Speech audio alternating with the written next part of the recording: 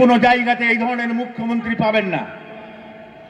আজকে চোর, চাকরি চোর, কয়লা চোর, সব কিছু চোর, বলার শেষ নাই। অথচ তারা আজও কিন্তু গন্ডারের মতন চামড়া লাগিয়ে তারা রাস্তায় রাস্তায় ঘুরে বেড়াচ্ছে।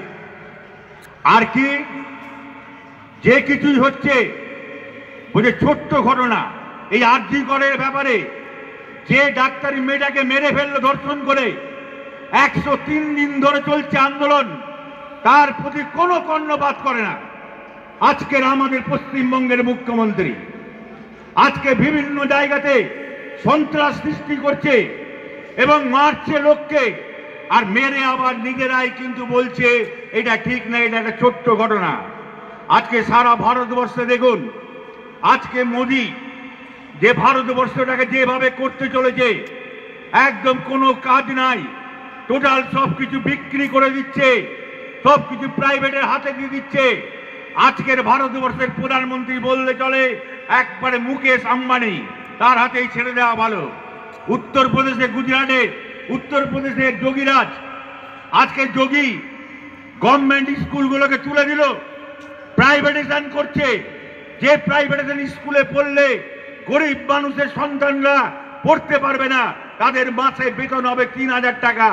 যারা গরিব মানুষ তারা মূর্খ হয়ে থাকুক, তারা যত মূর্খ হয়ে থাকবে তাদের ওই গদি আজকে বেঁচে থাকবে, তারা ওই ধর্ম নিয়ে রাজনীতি করবে।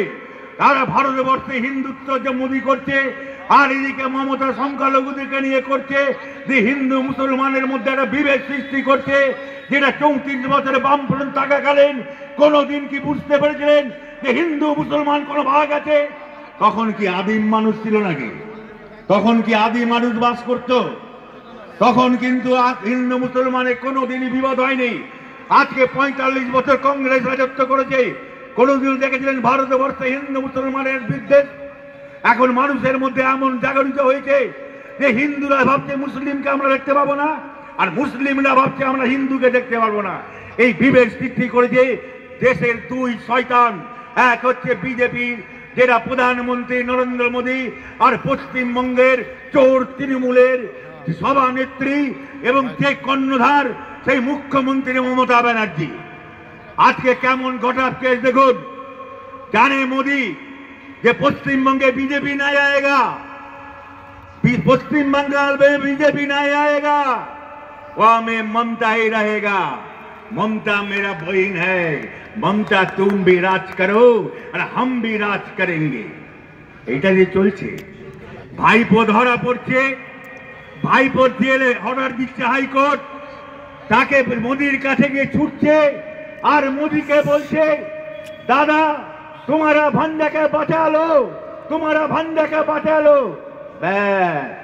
सीबीआई जो तो